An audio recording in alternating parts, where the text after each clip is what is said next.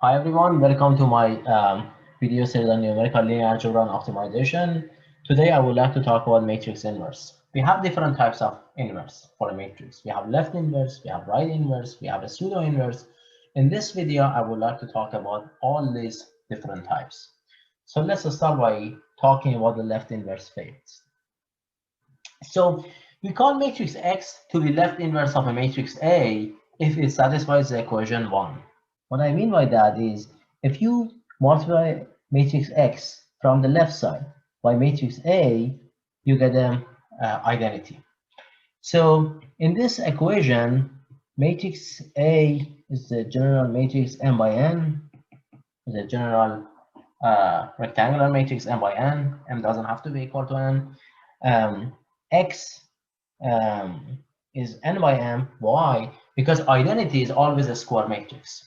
So identity is In here. So matrix X must be N by M. So in this equation, we call matrix X left inverse of A, and we call matrix A to be left invertible. Okay, and I is identity and is defined as follows: 1, 1, all the way 1, 0. Okay. Now, if you look at this matrix A, that is N by M matrix, you will notice that X has the same dimension as A transpose. Because if A is M by N, then A transpose is N by M. So that's the first observation for left inverse of a matrix. Okay. Now, how do we visualize a left inverse of a matrix? So a matrix has a left inverse if and only if its columns are linearly independent. Okay, so anytime I talk about the left inverse of a matrix, anytime I say matrix A has a left inverse, it means that the columns of A are linearly independent.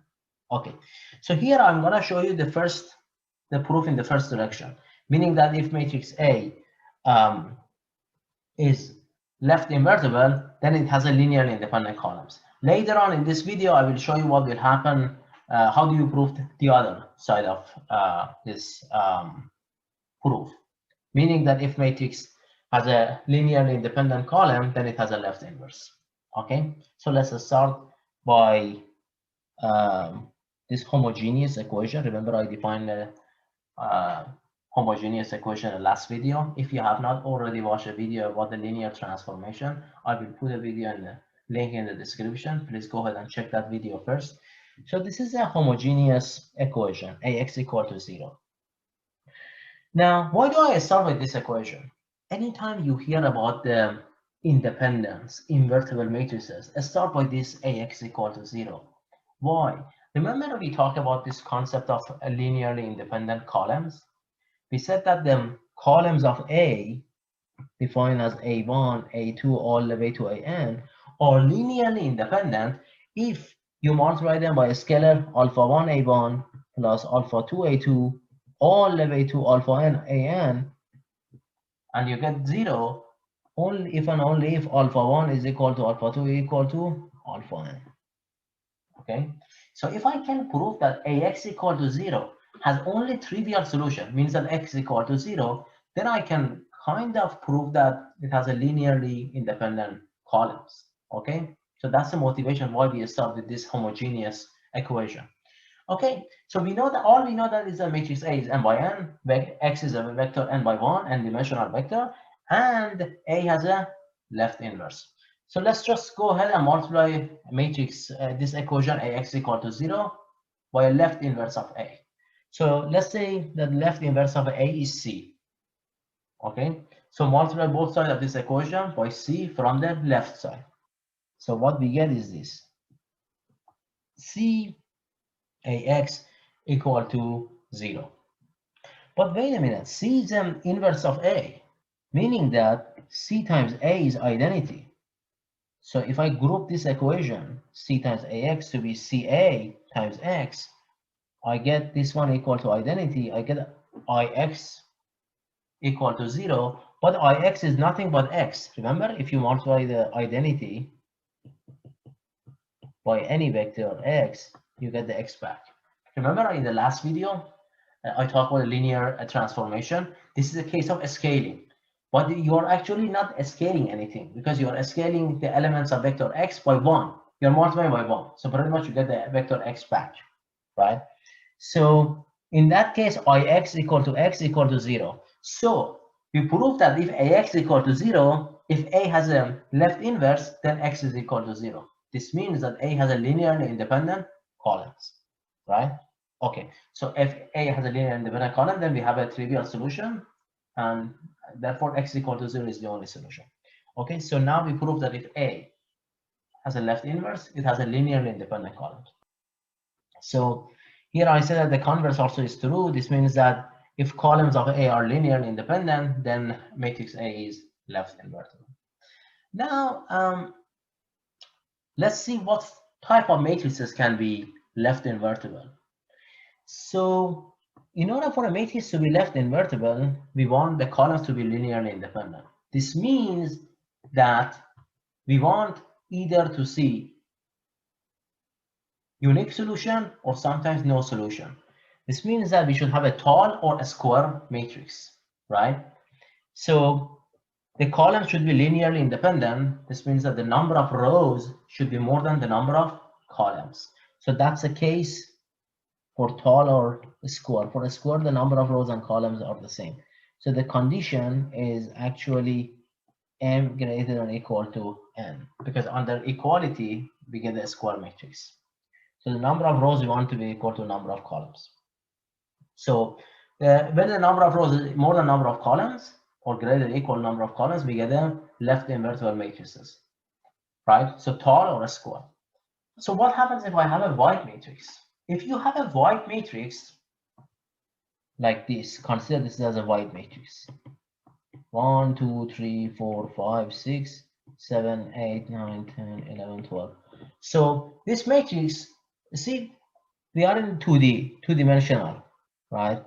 In two-dimensional, how many basis vectors we need? Only 2. But here, how many do I have? I have 6. So we have a lot of redundant vectors. So we definitely do not have a linearly independent columns, right? If we don't have a linearly independent columns, or for a case of white matrices, another name for that, you have n greater than m, means that you have more number of columns than rows, right? In that case, you have a dependent columns, and the matrix cannot be left invertible, or it doesn't have a left inverse. Okay, so that's the second observation. If the matrix wants to be left invertible, it must be either tall or a square. Okay, now let's see how we can solve a system of linear equation when we have a left invertible matrix. Okay, so assume ax equal to b, where a is m by n matrix, x is an n-dimensional vector, and b is m by 1. And all we know is that A has independent columns. This means that A is left invertible. Always when you hear left invertible means independent column and vice versa, right? So let's say the inverse of A, the left inverse of A is C. Go ahead and multiply AX equal to B from the left side by C, both sides of this equation. You get CA X equal to CB. But wait, this CAX, this CA is equal to identity because the left inverse of A. So X is equal to CB. This is a unique solution. How do I know that? Because A has a independent columns. Okay, this means that it has a unique solution. So to find the solution of overdetermined system of equation, remember this is overdetermined. I defined it in the last video. If A greater than n, then we have overdetermined. All you need to do is just find the left inverse of a matrix, multiply it by the vectors in the right hand side. Remember this B was a vectors in the right hand side. The last video again I defined that. And then you get a solution. And the solution is unique. Okay, so I define observation for you. So what's the advantage of a left inverse when you're solving a system of linear equation? So left inverse can help you to see whether a system of overdetermined means that we have more rows than columns. We have more equations than variables. Either has a solution or not. Okay, if there exists left inverse, then there is always a unique solution. That's how you can determine if there is a solution or not. Okay. Now right inverse.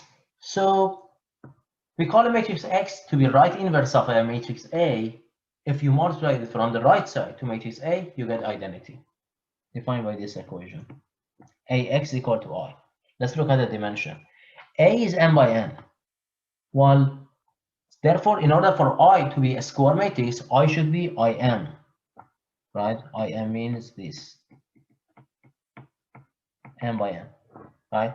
Therefore, X should be n by n. Another observation here. Again, the right inverse has the same dimension as A transpose. Okay, so right inverse has the same dimension as A transpose. Now, what type of matrices have right inverse? So the matrices that have right inverse are going to be a square and wide matrices. The matrices that have more number of variables than equations, underdetermined system of equation, when we talk about system of equation. So now if A is right invertible, we want to solve this equation of AX equal to B. So my claim is that it has infinite many solutions. This equation has many solutions. Well, first of all, we need to find one solution for that. We need to prove that it has one solution. So this AX equal to B here is not as easy as when the matrix has a left inverse, because just multiply from the left side. Well, if you multiply from the right side, you cannot switch, right? You cannot really, let's say that the inverse of this is B, right? The right inverse of A is B. So you don't really get anything if you multiply this equation from the right side by B. You get this, AXB equal to BB. Well, wait, you cannot really switch this super A's, right? You can't really do that. So here you start by a solution already. My claim is that X equal to capital B, matrix B, multiplied by vector B is a solution. All I need to do is just plug it in this equation. So I multiply A by BB equal to, wait, I know A, B is equal to identity because B is the right inverse of A, right? So I get this one equal to B. So I know that X equal to BB is one solution. But how can I find other solutions? Is this unique? It's definitely not unique, right? Because I have linearly dependent columns, right? I explained that in the last video toward the end when I talked about underdetermined or determined system of equations. I just explained this one, what happens when we have more columns. So I have more columns than number of rows. Do I have a linearly dependent column? So I have infinite many solutions. I have a case of free variables, right? So let's see how do I find other solutions? Let's take a look at this. We want to solve this AX equal to B. If I tell you one of the solutions is X1, this means that AX1 equal to B, okay? But then if I tell you that this, for some vector X2, I get AX2 equal to 0. So X2 is a null space of A. The AX2 equal to 0, the solution of that is a null space. Okay, so, and always a null space is non-trivial because columns of A are linearly dependent. Now let me just go ahead and see what will happen if I add X1 and X2 together. I get AX1 plus AX2. But wait, AX1 was B. Well, what was AX2? 0. So if you find one solution of wide or underdetermined system of equation, right? Then adding any solution in the null space of this matrix to the pre-existing solution will give you another solution. And that's what I wrote here. If X equal to X1 is one solution, then adding any vector in the null space of A will give us another solution. And that's why it has many solutions. Okay?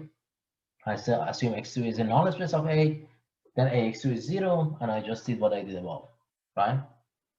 And that's why it has many solutions. Remember, for a case of overdetermined system of equation, the columns of A are linearly independent. The null space was trivial. The only null space is 0, the vector 0, and that's why we have a unique solution. So that's the difference between these two. Now let's get a better intuition about the left inverse and right inverse of a matrix. So if matrix B is a right inverse of matrix A, this means that AB equal to identity. Okay, so matrix B is the right inverse of A. Let's go ahead and transpose both sides. So I will write it here, transpose both sides. Right? What I get is that B transpose, A transpose is equal to identity. So identity, the transpose is equal to itself. Right? It means that B transpose is the left inverse of A transpose. So B transpose is the left inverse of A transpose. Okay? And the same thing, if you just have a left inverse of a matrix A, CA equal to identity, if I just go ahead and transpose both sides,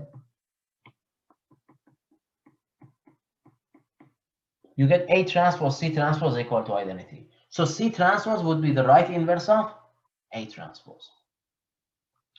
Okay, so what's the intuition? What do we get from this part? We said that if matrix A is left invertible, then it has a linearly independent columns. It was if and only if condition. So let's take a look at this one. If matrix, or look at this one is easier. If A transpose is left invertible, this means that A transpose has a linearly independent columns. I will write it here. A transpose based on here has a linearly independent columns. What it means is that means A has linearly independent rows. Okay, but A was right invertible matrix. So if the matrix is right invertible, then it has a linearly independent rows. This is if and only if condition. Okay, so a matrix is right invertible if and only if the rows are linearly independent, and that's what I just proved. Okay, very good. Now, what is the definition of a matrix inverse? What's the definition of matrix A to be invertible? If a matrix is both left invertible and right invertible, then it's said to be invertible, or it has a unique inverse. Let's see about that. If a matrix wants to be left invertible, this means that M should be greater than or equal to N. The number of rows more than number of equations. If the matrix wants to be right invertible, then M should be smaller or equal to N. Well, if the matrix wants to be both left invertible and right invertible, then M should be equal to N. So the only type of matrices that are invertible, means both right invertible and left invertible, are square matrices. Okay, and that's what I wrote here. AX should be equal to identity, means X is a right inverse of A, equal to XA, means X is a left inverse of A, is equal to I. So means that X is both right inverse and left inverse. Okay, this X has a name, they call it A inverse. And that's what I prove for you, that M is equal to N. So if A inverse exists, then matrix A is invertible, or in some literature we call it A is non-singular, right? So if A inverse exists, then A is invertible or non-singular, and if it doesn't exist, then A is not invertible or singular. This is just a terminology. Now let's take a look at AX equal to B. Well, we want to solve AX equal to B. So what we're going to do, the same as when we solve the left invertible matrices, we just multiply it from the left side by its inverse. Now here the inverse has a name. We call it A inverse, right? Instead of C for the left invertible matrix, we call it now A inverse. Let's do that. Let's multiply this equation AX equal to B from the left side by A inverse. You get what? You get A inverse A, X is equal to A inverse B, X is equal to A inverse B. But this solution is unique. Why? because A has a linearly independent columns, and for that purpose, linearly independent rows as well. But the solution is unique solution, independent columns.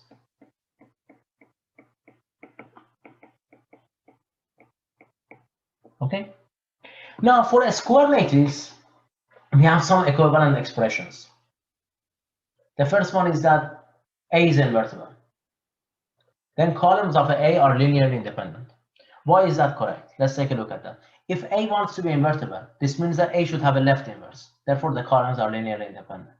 If A is invertible, this means that it should have a right inverse. Therefore, all rows of A are linearly independent. Okay. Now, A has a left inverse, A has a right inverse. It's the same as the first. So if you name them, number them. So 4 and 5 are immediately derived from number 1, and 4 and 5 also give us 2 and 3. Okay, so these are equivalent expressions. Now let's take a look at some examples. So when we have an A diagonal A1, A2, AN, what does this notation mean? It means this one. A1, A2, AN. It's a notation I introduced a couple of videos ago. This is a pretty famous notation used in many textbooks. The rest of the elements are 0, so they don't write that. They just write the elements on the main diagonal, right? So this diagonal matrix has a famous inverse. It's an easy inverse. The A inverse is you just invert the elements on a main diagonal.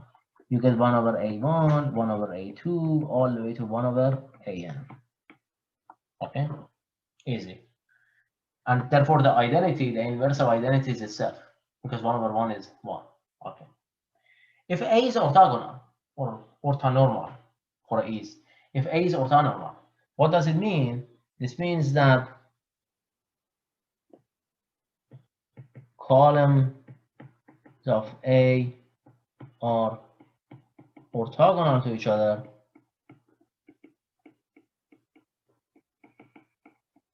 and each column has a unit node. If you don't know what orthogonal matrices are, don't worry about that. I'm going to talk about them in different videos. But for now, if a matrix A is orthonormal, then A transpose is equal to A inverse. This is a very important equation, because when we talk about the complexity of matrix inverse later on, right, for orthogonal matrices, the number of flops needed to calculate the inverse is 0, because there is no complexity or there is no number of flops to calculate the A transpose. Okay, very good. Now, another example, famous example that I want to talk about that is, what if we have a 2 by 2 matrix? A is equal to A, B, C, D.